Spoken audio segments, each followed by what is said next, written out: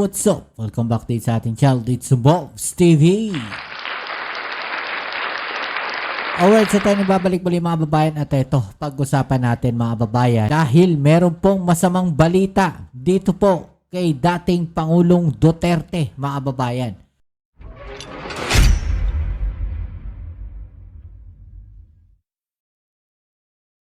Okay, so yan po ang ating alamin ngayon at pag-uusapan. Pero syempre, bago ang lahat, please don't forget to subscribe, like, share, at comment dyan sa comment section.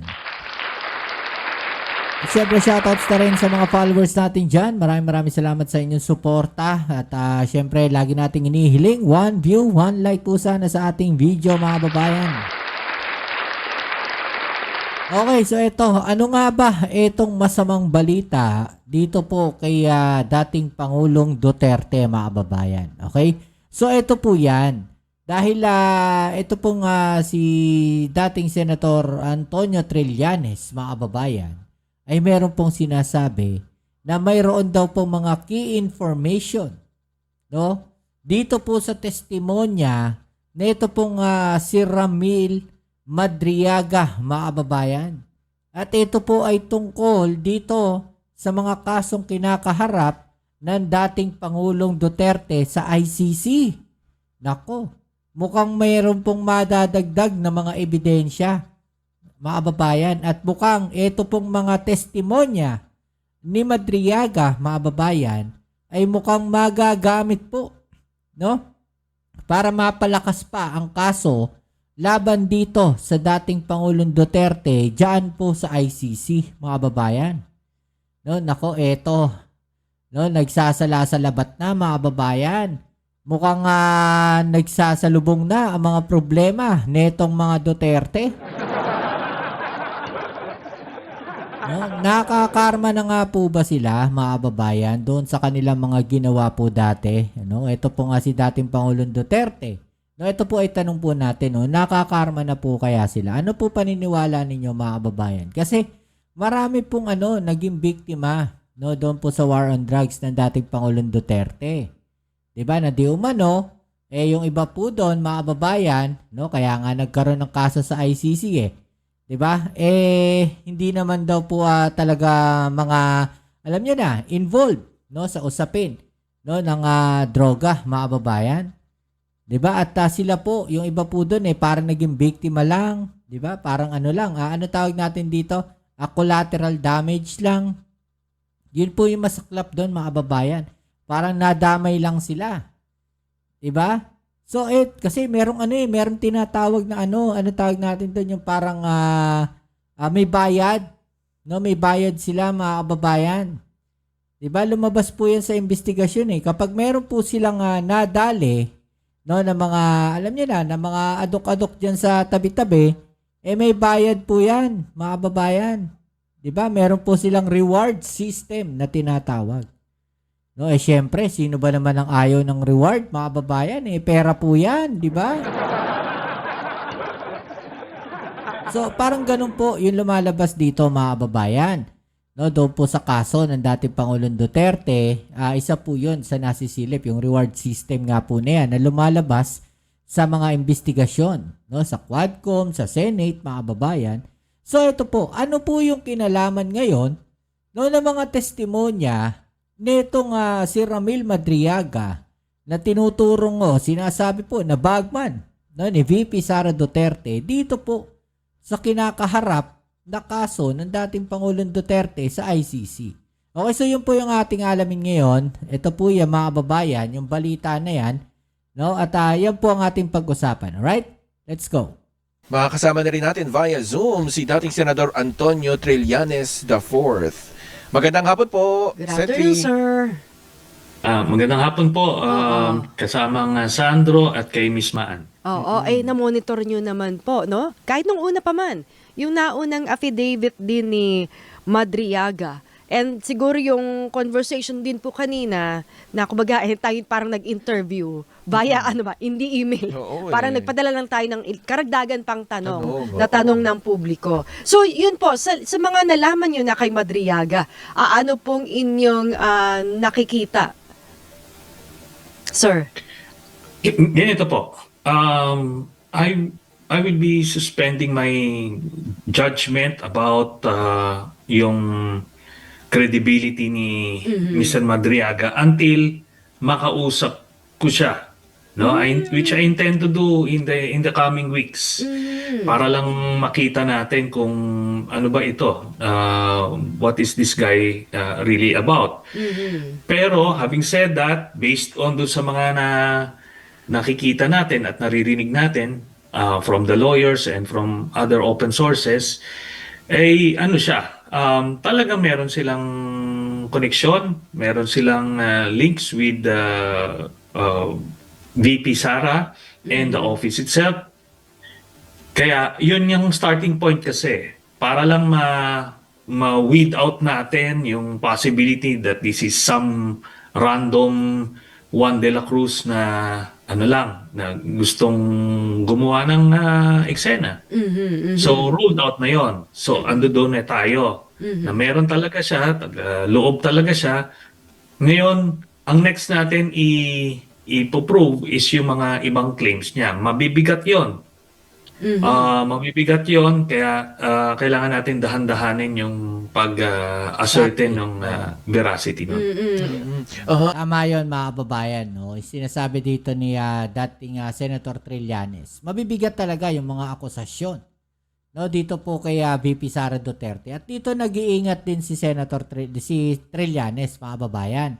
No, nag-iingat din po siya na magbigay ng mga information o kanyang opinion kasi hindi pa pala ata niya nakakausap gano itong si Madriaga o hindi pa po niya nakakausap si Madriaga, mga babayan. At ang information po na nakikita niya is based lamang dun sa mga balita siguro.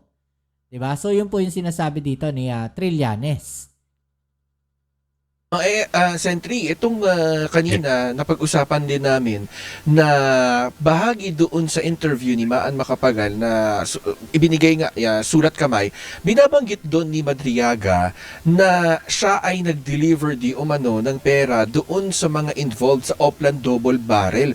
Doon, at ito'y pwede rin itong magamit sa ICC kung mapatunayang totoo nga. Ito bang ganitong mga pagkakataon, hindi lang ba ito talaga nangyari kay Madriaga o meron ding similar instances na talagang may uugnay dyan sa Oplan Double Barrel ng nakaraang administrasyong Duterte? Kung totoo po at ma-prove natin na totoo yung sinasabi niya regarding that, iyan na mismo ang isang key information that may contribute dun sa pag-prove nung kaso kila Duterte, kila Bato and the others. Pero sabi ko nga, well, as it is, kompleto na yung ebidensya in that regard sa ICC cases. But it won't hurt kung madadagdagan, provided yun na nga, provided ma-prove natin later on na totoo.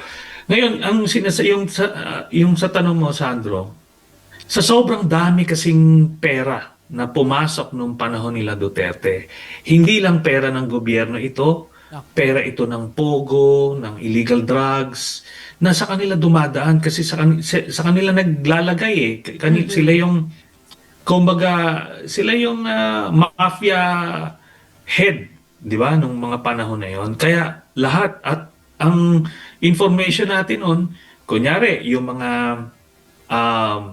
DPWH, yung racket, lahat yan na hindi lang nagbibigay kay Duterte, kila Bongo, pati dun sa mga magkakapatid. Meron silang share. O dito sa Pogo, ganun din. Hindi ito parang para sa buong pamilya. Hindi, hati-hati yan. Customs, hati-hati yung entrego sa kanila. Kaya sa sobrang dami ng perang pumapasok, kailangan talaga nila nung mga katiwala na magpukuha ng pera, maghahatid ko saan, para lang ito ay makarating dun sa kailangan makakuha ng mga pera na yun. Grabe, mga babayan, kung totoo man itong mga sinasabi ni Sentry, no? Grabe pala talaga yung ginawa nitong mga Duterte. No? Para silang nagsindikato lang sa gobyerno. Parang tumakbo siya bilang Pangulo, mga babayan, no, nung nanalo siya, no, siguro nung una, nung tumatakbo siya, ang intensyon nila is maganda, malinis, no? Pero lately, mga babayan, siguro, no, sinasabi nga natin, baka nasilaw na sa pera. Di ba? Kasi kung titignan natin, hihimayin natin itong mga sinabi ni Sentry, mga babayan, ni Trillanes, mga babayan, no? Parang lumalabas, naging sindikato sila sa loob ng gobyerno. Dahil halos lahat, no? Nag-iintrega sa kanila. Imagine ninyo yun. Sila yung nagpasok ng pogo sa Pilipinas, no? Yung mga illegal na pogo na yan sa Pilipinas, ipinasok nila. Dahil sila, ibig ko sabihin ipinasok dahil binigyan nila ng kalayaan na makapasok sa ating bansa. No, na ang sinasabi nila, ang explanation nila is magbibigay ng trabaho para sa ating mga kababayan. Pero in the end, yung mga kababayan natin ang walang trabaho. At ang pumasok po dito sa ating bansa ay ang mga illegal na mga Chinese na walang dokumento. 'Di ba? Yun yung nangyari. Kaya nabunyag yung tungkol sa usapin sa Pogo, nagulantang tayo. Na meron palang ganong nangyari sa panahon ng dating Pangulong Duterte. Kung hindi pa nagkaroon ng investigasyon dyan, hindi natin malalaman. Diba? Tapos, the same time, lumabas din doon sa investigation yung tungkol dyan sa usapin. No? Ng mga droga-droga na yan, mga babae. Diba? Kung titignan natin maigi, yung pong parang war on drugs, parang naging lang, panakip lang. No, lang siya, cover up lang mga kababayan. Pero sa ilalim pala nun, no, pinapakita nila na nilalabanan nila, no, yung pong illegal na yan, na droga na yan mga kababayan, pero sa loob pala, sila rin, no, parang mas malaki pa, no, yung pinipera nila dyan. Diba? Parang may ipinapakita lang sila na may ginagawa sila, pero sa loob pala nun, mga kababayan, sila rin pala mismo yung nag-ooperate. Parang ganon yung sinasabi dito. No, yung lumalabas dito, mga kababayan. Diba, imagine ninyo yung ginawa nila sa ating bansa. No, kasi kung titignan natin maigi, parang binaboy po nila ang Pilipinas. Pinagkaperahan nila ang Pilipinas. Parang ganon lumalabas, mga kababayan. Diba?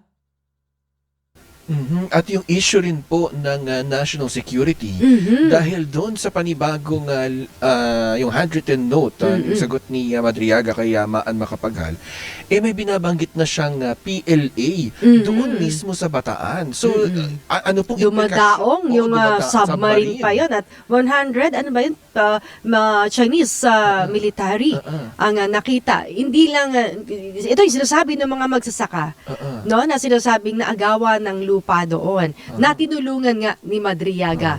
Ano po yung implikasyon din ito kung mapatunayang totoo ito? Alam nyo, yung mga reports na ganyan, even naman nung kasagsagan ng Pogo, dumadaan sila mismo sa mga airports. Di ba? Sa mga airports. Ngayon, kung yung mga ganyang dumadaan sa ibang means, no, hindi sa front door, ika nga, baka magpapasok ng droga, armas, kung ano-ano. At alam naman natin na yung nakita na yan doon sa Quadcom hearings, na kung ano yung mga ginagawa nila doon sa mga township na Pogo. Di ba? Yung kay Alice Guo, di ba? Ganon. Tapos meron nga itong sa Bataan, yung ginagawa ni Harry Roque. Talagang siya, naging threat to national security na siya. Kaya nga, pag-upo ni President Marcos, kung hindi siya pro-China, pinasuspend ka agad ito dahil nagiging pugad, hindi lang ng mga illegal na mga krimen, kung hindi ito mga national security threats. Kaya kailangan natin i-retrace talaga lahat ng mga pinagagawa nila nung panahon ng mga Duterte.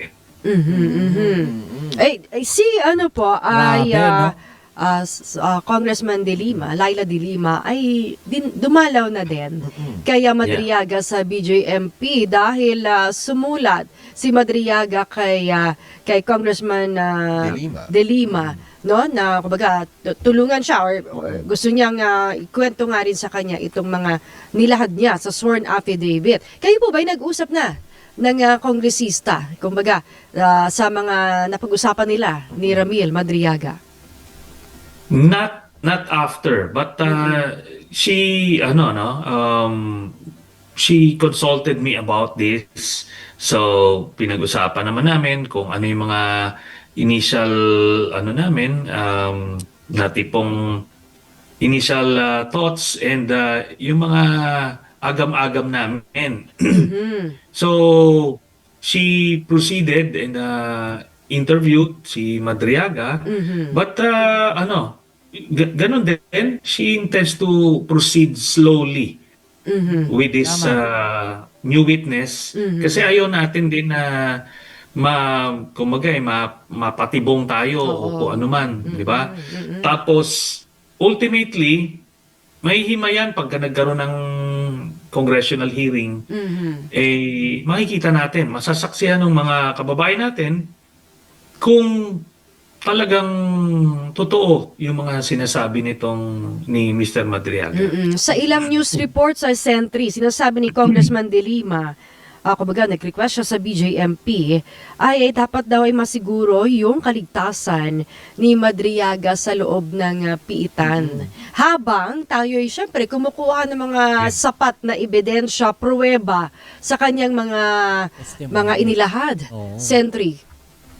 Yes, I totally agree, and mukhang doon sa kung nasaan siya ngayon, komportable sila doon sa kanilang seguridad.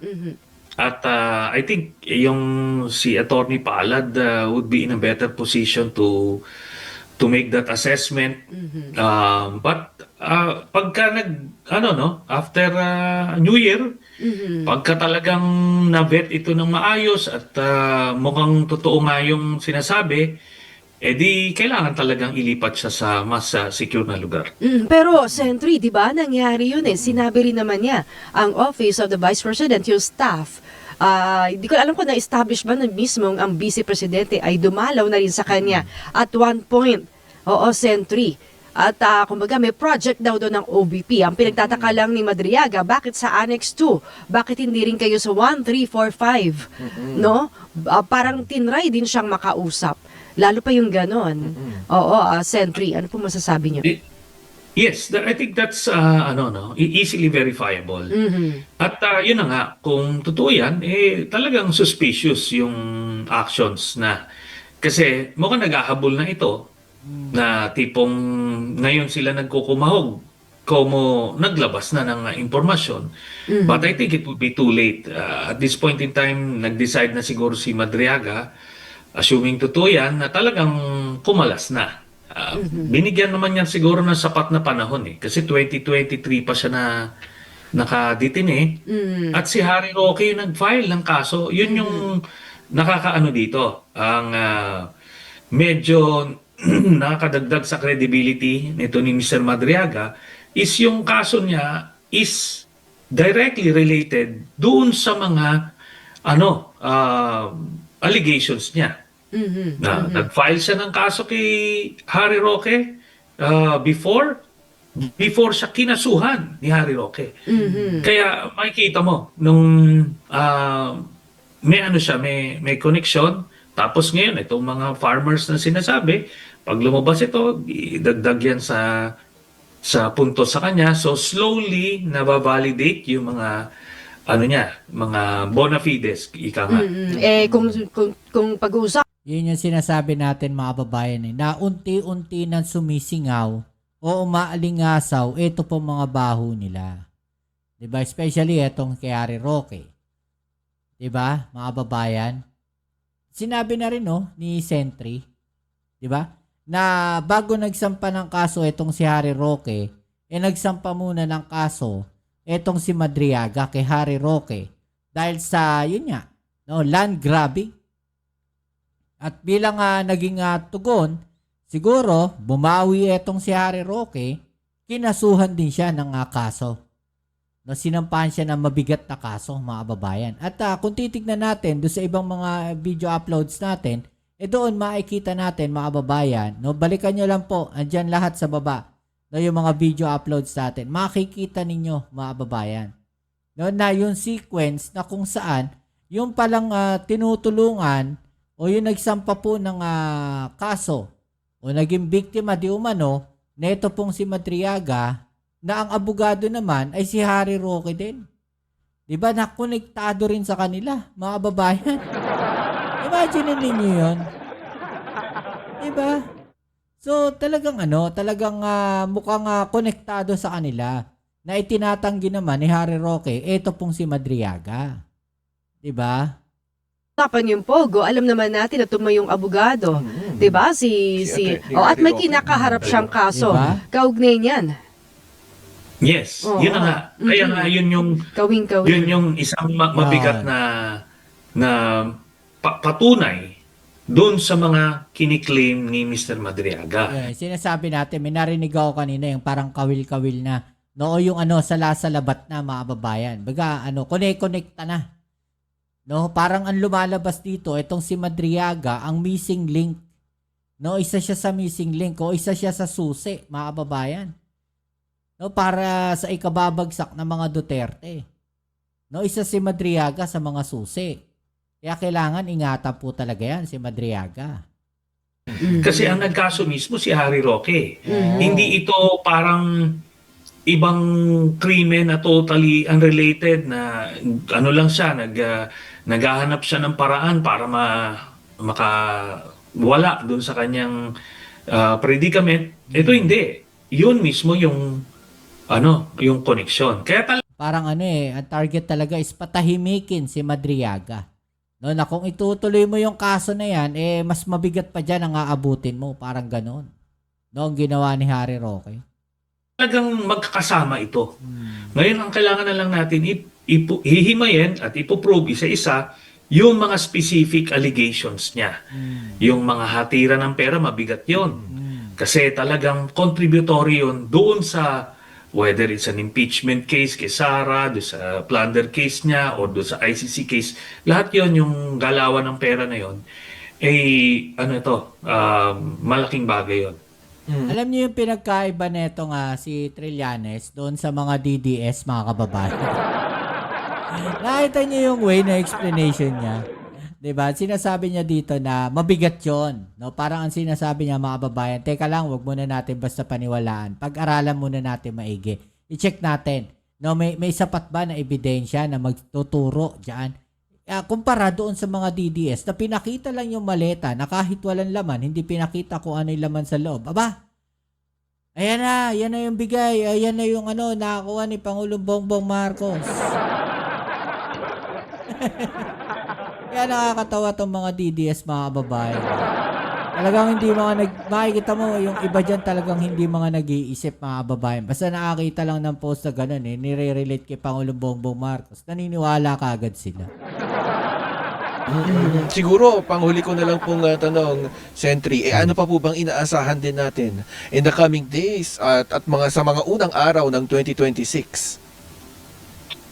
Yan nga, isa yan sa kailangan natin ma-prioritize. So, one of the, by after New Year, I will endeavor to talk to Mr. Madriaga myself para mahimay ko yung mga kailangan himayin. Then, if I'm convinced na siya, legit siya, na testigo, we will have to present him sa malaki-laking forum para makita ng mga ng kababayan natin. Kaso